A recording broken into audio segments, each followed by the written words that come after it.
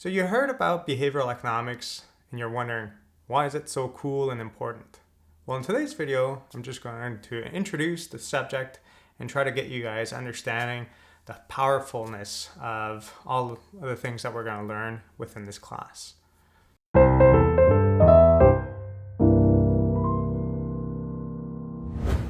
So we're going to start this video by looking at my background and why I personally think that behavioral economics is a really interesting subject.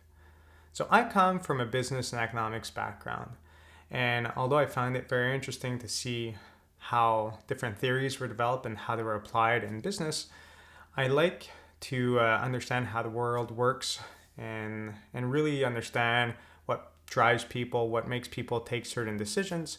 And the thing that's very interesting with behavioral economics is the fact that although we often assume it in economics courses, people aren't perfectly rational. And it's a subject that got a lot of importance, and a lot of people are starting to pay attention to it over time, but it's one that has trouble getting a bit more grasp just because people don't like to be called irrational. So we're just going to say in this class that there is some non-rational behavior. So what do we mean by non-rational behavior? Well, if we think of someone that behaves perfectly rationally, they're optimizing, they're trying to maximize their gains, their consumer surplus from making a specific purchase. So if they're perfectly rational, they'd be looking at every single option out there, evaluating all of them, and then finding which one leads to the maximum consumer surplus. So that maximum willingness to pay relative to the price that they pay. But that's something that we cover in Principles of Microeconomics. But in reality, individuals don't always optimize with all of that information. So that idea of perfect information, having access to everything, and just being a robot that kind of goes through it all it's not really realistic. So in this class here, we look at how people use a limit of information, and then they'll use a limit of rationality, we could say, which leads to this concept of bounded rationality. That we're not completely optimizing with regards to every piece of information out there, but that we're actually satisficing our decisions. So we're satisfying and with a sufficient amount of information, which means that we're satisficing. So what we're trying to achieve is the maximum amount of gain, but not really taking into account everything. And we do this by having these heuristics or these biases, which are mental shortcuts to achieve and get to a certain decision more rapidly than if we were to evaluate everything. An example of bounded rationality, or limiting the problem to satisfy us to get a good enough decision, is when you're purchasing a house, a car, or anything of that nature. Sometimes you're going to filter out all the properties, all the cars available by certain attributes. And those attributes might be based on price. So you might say, I want a house, but it has to be below $500,000. So as soon as you put that in your search engine, you might get a bunch of different houses that you really like, but there might be one at like 510 or 520,000, which is way better than all the other options, just has a lot more potential. You might be able to rent out part of the property. There's just so much more available to it, but since you've set these limitations, it meant that you never saw that property. So you're kind of finding ways to getting mental shortcuts by reducing options around and just focusing on a specific thing. And that helps us make decisions more rapidly, but that's what we're saying. It's a good enough decision because we're not looking at everything. You can think about that as well when you're doing online dating or other things of that nature. You might be choosing people based on age and height and other things like that. But at the end of the day, there might be someone that's just out of your range that's actually a way better fit than all the other people that you are encountering within that search realm that you put in.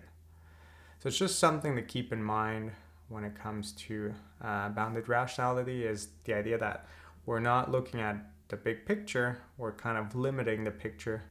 And why is this important? Well, it's important from an individual perspective, because you want to understand how you make decisions and how you can make those decisions better. It's very interesting from a business perspective because you want to understand how your clients are making decisions. And you could also think about, well, how could I format things in a certain way which will lead to an increase in sales? How should I price things?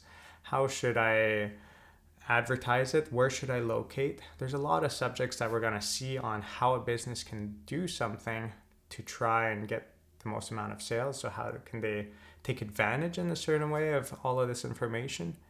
And then there's, from a government perspective as well, it's very interesting because sometimes the government may have a goal such as increasing organ donations, but if they don't really understand how people make decisions, they might have this advertising campaign that has a specific goal, but in the end, if it's not really working, well, it's just a waste of money. So you have to understand what works and what doesn't work to achieve a certain outcome.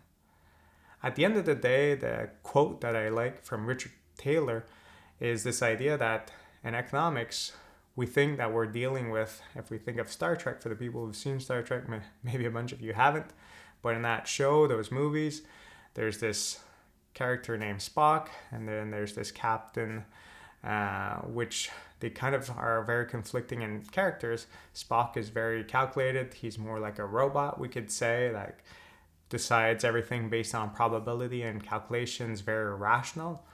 Whereas Captain Kirk is very erratic. He makes decisions based on gut feeling, more rapidly, not based as much on facts and probabilities and different things of that nature.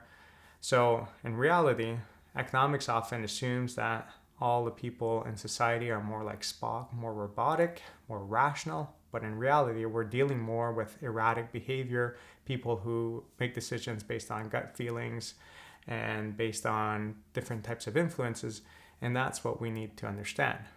By understanding this, we could help make proper decisions for ourselves, for our clients, or for citizens of our country if we work for the government. So hopefully you enjoy the journey through behavioral economics as much as I did. I find it's very interesting. It applies to a lot of different subjects. For myself, my research deals a lot about human behavior when we go skiing in avalanche terrain and how people don't always take the most optimal decision.